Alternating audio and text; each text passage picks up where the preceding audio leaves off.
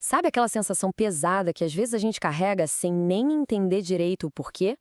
Bem-vindos à nossa análise visual de hoje.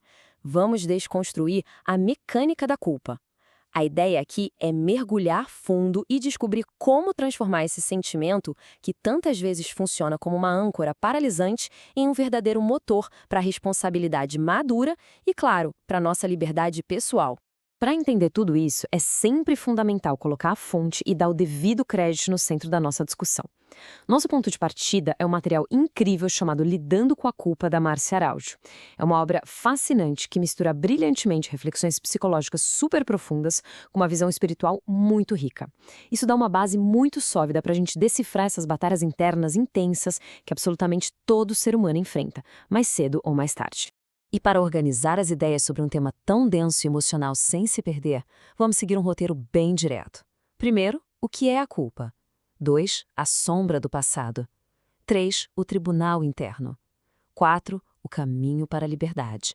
E, por fim, o ponto 5, com exemplos históricos de redenção. Começando pela seção 1.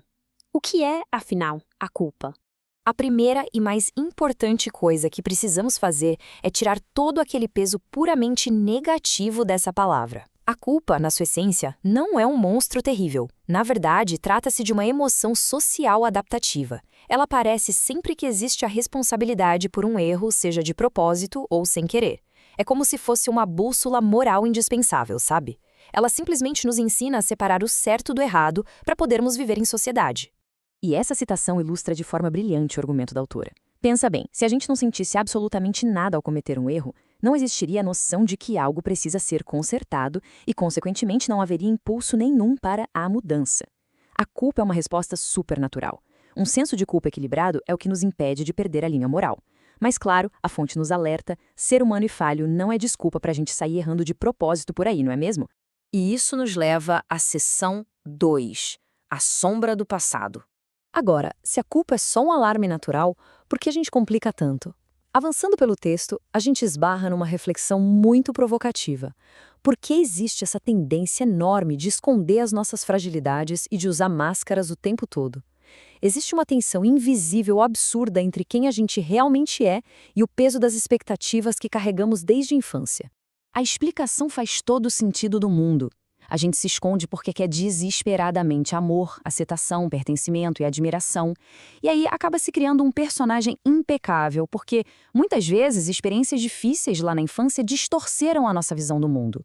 É chocante ver quantas pessoas suportam situações abusivas e jogam fora o próprio potencial por acreditarem de forma completamente equivocada que só a perfeição atrai amor. No meio de tudo isso, a verdadeira identidade simplesmente se perde. Chegamos então à seção 3, o tribunal interno. É exatamente nessa confusão emocional que sentimentos normais se transformam numa força destruidora. A pesquisa mostra um contraste gigante e super importante aqui. De um lado, a culpa legítima, aquela que vem de fatos, de coisas reais que fizemos. Do outro, a grande vilã, a culpa disfuncional, que nasce só de pensamentos, fantasias ou exageros gigantescos. É aquele curto-circuito na mente onde a gente confunde o simples ato de pensar numa coisa ruim com o ato de realmente ter ido lá e feito. E quando essa culpa disfuncional pega o volante, ela monta o que o texto inteligentemente chama de tribunal interno. É um julgamento cruel na nossa própria cabeça que deixa o cérebro num estado de alerta máximo o tempo inteiro. Isso ativa áreas ligadas a um estresse profundíssimo, derruba a autoestima ladeira abaixo e liga um botão de autoacusação que parece não desligar nunca. E o preço que a gente paga por esse tribunal é assustador. Estamos falando de um desgaste físico e emocional pesado. Os sintomas que o material traz incluem insônia, pesadelos terríveis, aquela ansiedade que não passa e uma angústia constante. Tudo isso pode virar compulsão por compras, por comida ou levar a uma autossabotagem severa.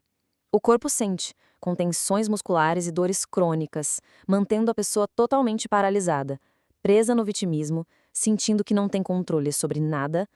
Mas calma, tem saída. Vamos para a seção 4, o caminho para a liberdade. Ninguém precisa ficar refém desse tribunal interno para sempre. Ao voltar e colocar a fonte de pesquisa na mesa, encontramos 4 passos práticos e transformadores. Passo 1. Separar o que é só um pensamento do que é uma ação de verdade. Passo 2. Ter autocompaixão, entender que falhar é do jogo humano. Passo 3. Correr atrás para consertar o erro de forma madura, mas sem ficar se batendo pelo resto da vida. E passo 4. Baixar aquele padrão inatingível de perfeição e ajustar as expectativas para o mundo real. E tem mais, além dessa abordagem psicológica prática, o texto também traz uma perspectiva espiritual cristã muito clara. O argumento aqui é que assumir e confessar os próprios erros traz um perdão imediato. Viver essa graça significa ter coragem de olhar para o passado, não para ficar sofrendo ou se condenando, mas sim para pegar essa experiência e mudar totalmente de direção, ajustando as prioridades e criando novos hábitos daqui para frente. E, para fechar com chave de ouro, seção 5. Exemplos históricos de redenção. É incrível perceber que essas dinâmicas emocionais de erro e culpa não são nenhuma novidade. Elas já estão registradas em textos milenares. A autora traz algumas figuras bíblicas icônicas para ilustrar perfeitamente um grande ponto. A atitude que a gente toma nos segundos ou dias logo após o erro é o que dita absolutamente todo o resto da história.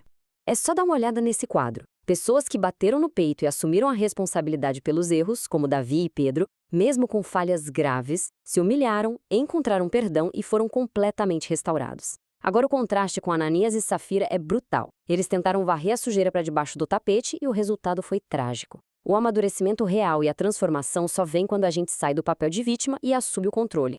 E para amarrar nossa análise de hoje, deixo com vocês esta pergunta genial do texto. De que adianta ganhar o amor e a aprovação de todo mundo se no meio desse esforço exaustivo a própria essência for perdida? Ninguém consegue ser feliz de verdade vivendo um personagem. Fica aí o desafio: largar essas máscaras da perfeição, encarar a responsabilidade e de uma vez por todas sair da sombra para a luz. A culpa pode ser uma excelente professora e não uma prisão. Muito obrigado por acompanhar mais essa jornada com a gente.